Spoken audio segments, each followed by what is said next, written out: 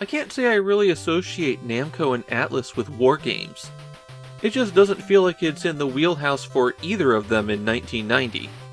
That might be why Battlefleet feels kind of conflicted. There's a lot of creativity on display here, trying to rethink the basics of this kind of war game, but the fundamental things that make a war game are also the most poorly implemented. There's no story for this one. It's just two vaguely World War II era countries beating on each other. There are 8 scenarios divided up between 4 short and 4 long scenarios, and both sides in these conflicts have identical military hardware. As you might expect from the game's title, the emphasis is on the fleet, so there are 8 kinds of ships that you can take into battle. There's also 4 styles of aircraft, and 1 tank, and the tank is the only ground unit.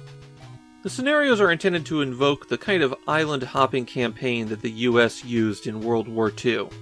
You start out with territory on your side of the map, and you have to capture small patches of land throughout the ocean. Your goal is to conquer everything, leave the opposing military with no facilities with which they can build new defenders. Every turn is divided up into 2 phases, a building phase and then a movement phase.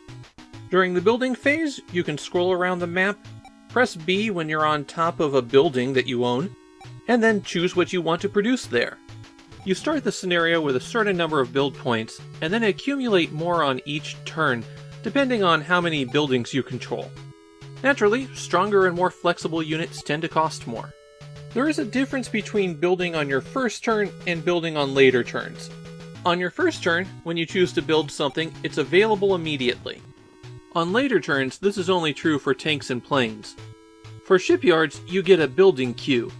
There are 3 slots at every shipyard, and you can pick between any of them. Ships have a certain amount of time that they need to build, and you don't spend all of the money on a ship up front.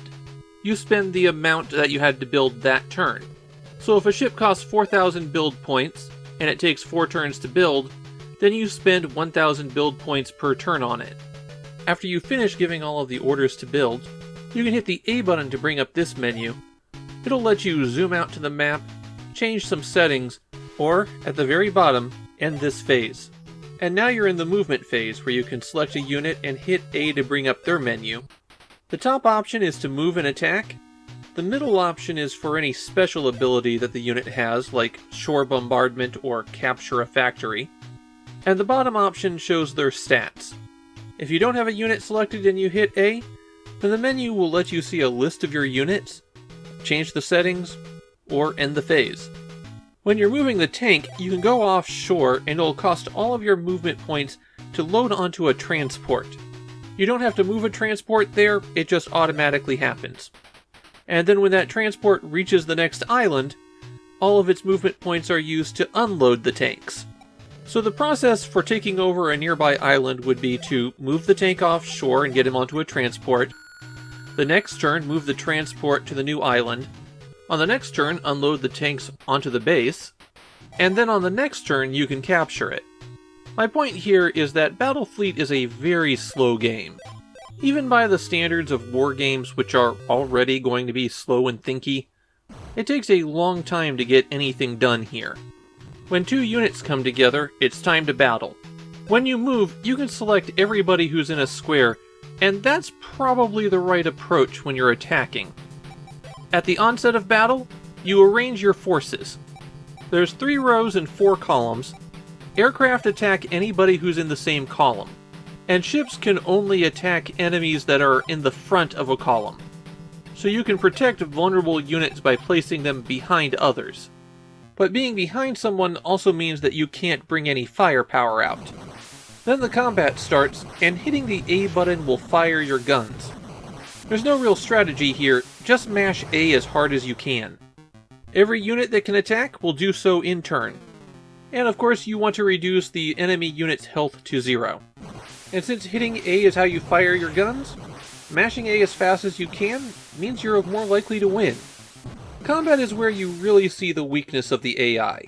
Not only does it tend to attack slowly during their action scenes, but it also has a bad tendency to attack one unit at a time rather than en masse. In this scenario, I just bought a big fleet on turn 1 and moved them out together, and the other side, which had a numerical advantage, just moved in a few ships at a time, and I was able to wipe out their starting fleet. That was a long scenario whose outcome was decided in 4 or 5 turns. It would take the AI team a long time to recover those units. The challenge of Battlefleet isn't in how difficult it is to beat the AI. It's in the barriers that are built into the gameplay. The interface is terrible and unhelpful. For example, you can only transfer aircraft to a carrier one at a time, but of course you can move many units of aircraft simultaneously. The maps are designed to be open ocean, but fleet combat's actually the least interesting part of this game. And in battle, there's a microscopically small window in which aircraft can attack ships. You're going to wind up missing them entirely a lot. Battlefleet doesn't have much of a following in Japan. Even the people who have nostalgia for it seem to recognize that it hasn't held up at all. Atlas and Namco tried to reinvent the wheel here, and what they came up with just doesn't work very well.